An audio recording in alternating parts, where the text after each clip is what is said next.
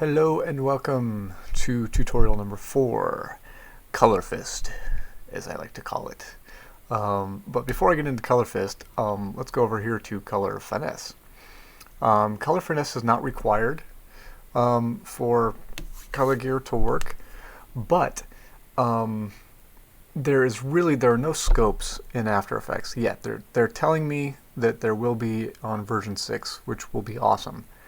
But we've talked about your two grades. You have a technical grade, and then or a technical pass, and then a style pass or a creative grade. And your first pass is kind of color correction, where you're just trying to get everything leveled out, and then you, after you get everything leveled out and evened and matching, then you go in to apply your looks. So, but without scopes, that's really hard to do because your eyes will kind of lie to you. Your eyes will tell you things that aren't true. So in Color Finesse, we have a simplified interface here, which gives you access to the hue offsets, the curves, your hue saturation and lightness, RGB, your limiter. But this is kind of limited. I mean, you can do color correction just from this panel, but you can't see what you're doing. But if you go into the full interface, and let's open that up. This is Color Finesse 3. This comes with CS5. I think 2 comes with CS4, and 1 comes with CS3.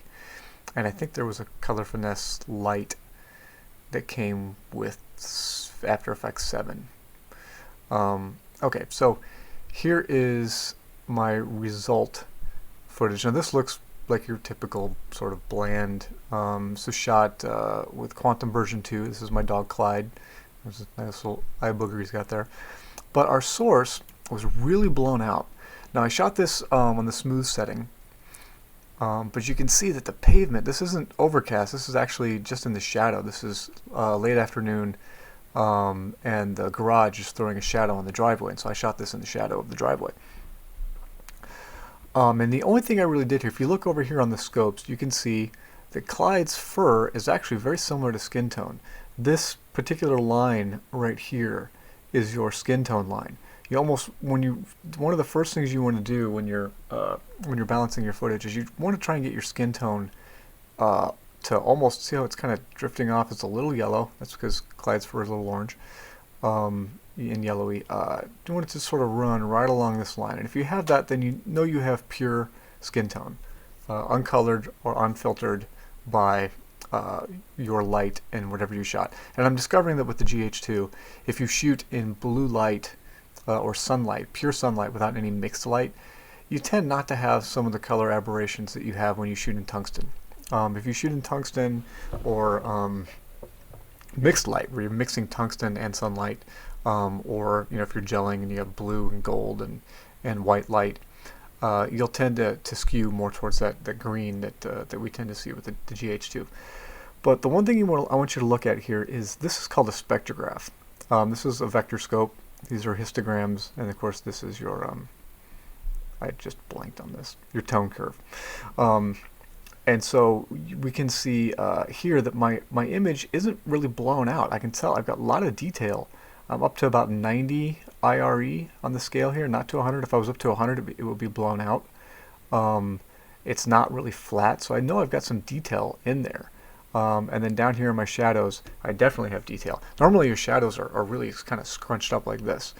But I wanted to go the opposite way just to prove a point. But yeah, I've got a lot of detail down here in my shadows. You can see that I've got waveforms. I've got lots of fall off. But typically, when you start out as a colorist, they teach you that you want a nice even distribution. If you have everything bunched up here in one particular part of your image, then your image isn't really balanced. You want to kind of stretch that out. So we can do that. We can. I've already made some adjustments here. But the first thing that I did is I realized, since I've got so much highlight here, if I go to my source, then I need to go into my luma range here, and let's show the luma ranges. And I needed to, this was just highlight and shadow basically. Like if I go, let's see, so let's hit reset, and you can see this is my actual image. You can see I've got a little bit of shadow information. This is what it's telling me is actual shadow in my image. All this is highlight, and then only these areas here are midtones. And I want to skew that. So I want to, kind of, make these the shadows. And if I drag this down, I want to give myself a little bit more highlight information. There we go. Now that's midtones, and the rest is highlights. Now that's a more balanced sort of image. And then if I turn off Lumirange and I go back to result versus source, you can see that the adjustments that I made over here, which weren't a lot, I made a highlight adjustment. I dropped the master pedestal by 0.01. I dropped the midtones by 0.45, and I dropped the shadows by 0.01. So if I turn all these off real quick, you can see that boom, boom, boom. This is back to our source image. So here's our source. There's our result. And I want you to look up here what happens. If I grab the highlights, see how I brought them down a little bit. The midtones, look at that. That stretched everything out, but then it brought my shadows, down a little far. And then there. So everything's nice and stretched out. This isn't all bunched up. It's got a little bit of expansion to it, even though it is really, really low down here at 80. But that's fine. Normally you'd want to keep it up in here, but this is a nice balanced image versus our source. And then we're going to click OK. I'm actually going to click cancel because I already got everything set the way I want. But okay, so I'm going to go through this kind of quickly. ColorFist is essentially a replacement for like Colorista and Magic Bullet and this guy, the three-way color corrector here in Final Cut. So a lot of you are really used to using those kinds of controls, and I showed you the three-way in tutorial number 1, which was getting to know. So you kind of got a sense for how the three-way works. But ColorFist is, where's ColorFist? Here we have our three-way color corrector. We've got our hue offsets, and then you have control of levels and curves before, and then control of levels and curves after, which is something you don't get with those other programs. So you can adjust your density and your gamma curve, your pedestal, your knee, all that stuff before you get to the color section, and then you can control it after. So you can choose to either adjust before coloring, adjust after coloring, adjust both before and after coloring. And then there's a saturation here where you can adjust the saturation, you can control each individual saturation. So the one that I have in here right now is one that I made earlier here called ColorFist Clyde. This is my doggy Clyde. So but the other thing is, a lot of people look at this and say, yeah, well, it's not really Colorista because you don't have any control over secondaries. Well, I don't think that's actually true, because if I slide this up, I am only affecting the color of Clyde's fur. So I have a secondary on Clyde's fur that is isolating only the color of his fur, and I can adjust that. And I also have one for the pavement. So I can darken up the pavement if I want to. So if we want to take a look, let's turn these secondaries both all the way to 0. Let's take a snapshot. And then let's boost the orangeness of Clyde's fur, maybe bring the pavement down a little bit, a little gritty. And if you want to compare that, before, after, so you can see there actually is control over secondaries without having to go into color finesse, and I will show you how to do that on a separate tutorial, because I do want to blow through this rather fast. So let's go to our raw footage. Let's that we've already sort of balanced or color corrected but not graded. And let's take a snapshot. And then we're going to leave our secondaries out of it. And let's add ColorFista and the vignette. And boom. And this is something almost exactly like what you get out of Magic Bullet. So let's go ahead and let's leave the vignette there. But let's grab the ColorFista layer and let's delete everything. Let's go over here to our punches, grab ColorFist 0, drag it over into our adjustment layer, which is Colorista, and let's start adjusting. Well, what we did before is we left these, come on, let go, levels and curves out of it before because we've already balanced in Color Finesse.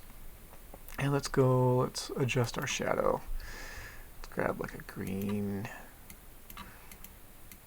Okay, we can maybe let's back it off so we're not going too intense.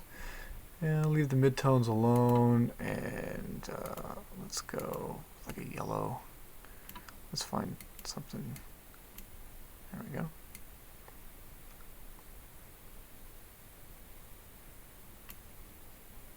Maybe a little more gold. Yeah, like that. Okay. Something really simple there. Let's pump up the strength a little bit. Okay, a little magic bullet-esque grading there, and let's adjust the levels. Let's go, let's give ourselves a little bit of density here with that, and then let's get crazy with the curve. Let's go here. So you can see you can control everything here. But let's say I didn't want to do this. Let's show you the difference. Let's turn off levels and curves here. And let's do the same kind of adjustment here before the color channels. So what did we do? We darkened this up a little bit. We went kind of here. Adjust the density. So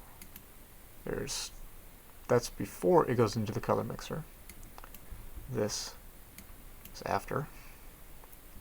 See, it's a little lighter. It's got a little bit more color to it, a little bit more saturation. Versus, in fact, let's take a snapshot. Let's go levels and curves. Turn these on, and you can see the difference. Almost the same adjustment. One before. This is before the color section. That is adjusting it after. And now let's take a look at both. Or maybe you want to back this off a little bit. Maybe you want to boost your shadows a little bit here now. In the mids. Okay, lots of different things you can do. Actually, since we're here, let's not adjust the density afterwards. In fact, let's adjust the gamma, bring it up a little bit. A lot of different things you can do. Basically the same exact things you can do with your three-way color corrector with Colorista with Magic Bullet. And of course you can save these. You highlight all of them.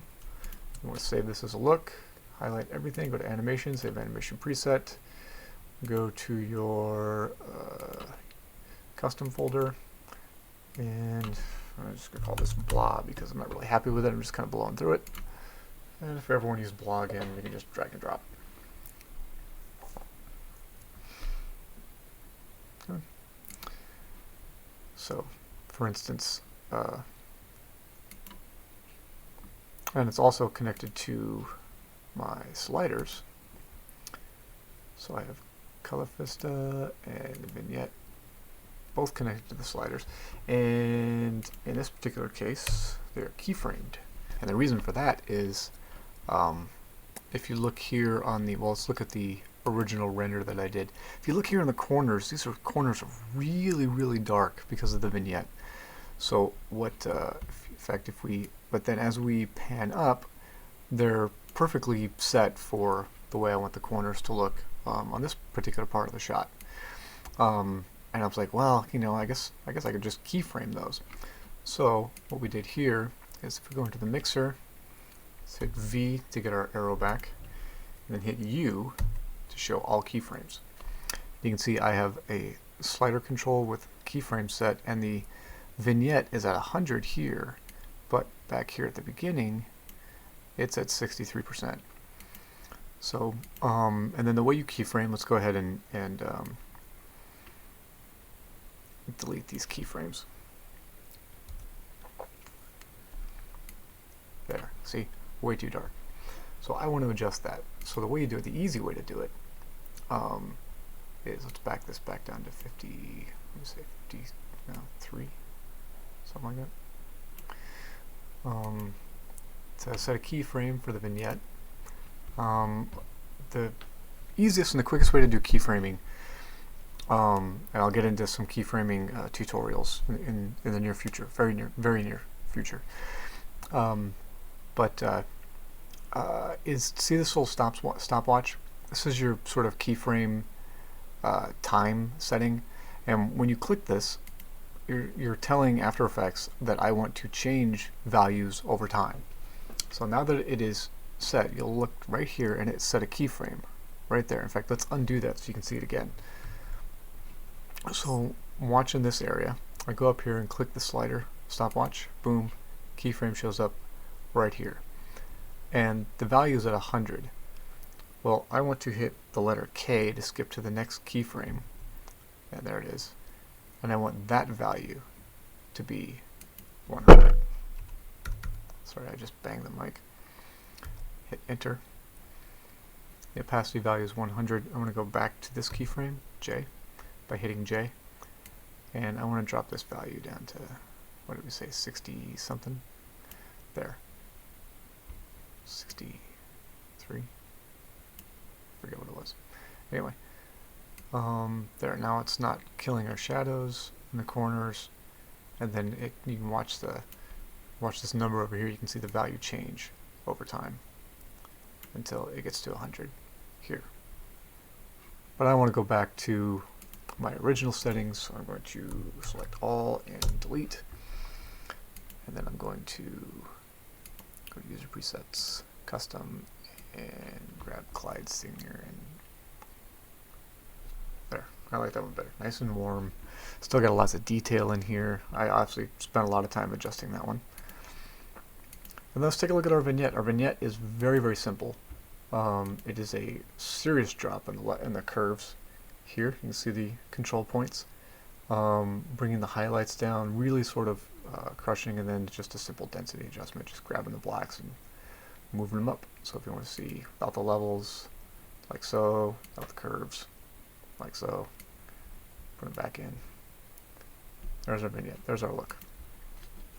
Simple, easy. Can all be controlled and adjusted and keyframed with the mixer. And then, hey, let's go ahead and add in our secondaries. So our secondaries are not being used at the moment, but we can adjust the pavement a little bit, darken it up. Let's change our secondary. Let's go to. So right now I'm sucking out the blue, giving a little bit of a yellow cast. Let's say we don't want to add red. Let's say we want to add some green. Let's just suck some green out of this fur. So that's our secondary now.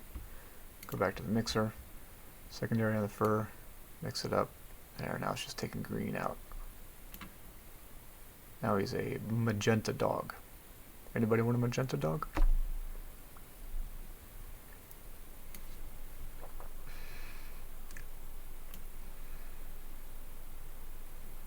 All kinds of crazy things you can do with this sucker. Okay, so that's ColorFist. You can use it like those other programs. And again, it's here. It's in the punches folder, ColorFist 0, and the ColorFist 0 comes completely blank, no special saved settings, and then you can adjust it accordingly, just like you would. In case I didn't cover it completely here in the don't ever touch these hue offsets. If you do, you'll completely screw up the functionality of ColorFist. Just leave them alone. And then you just have your color picker here. I left the midtones alone, but if we want to change them, we absolutely can.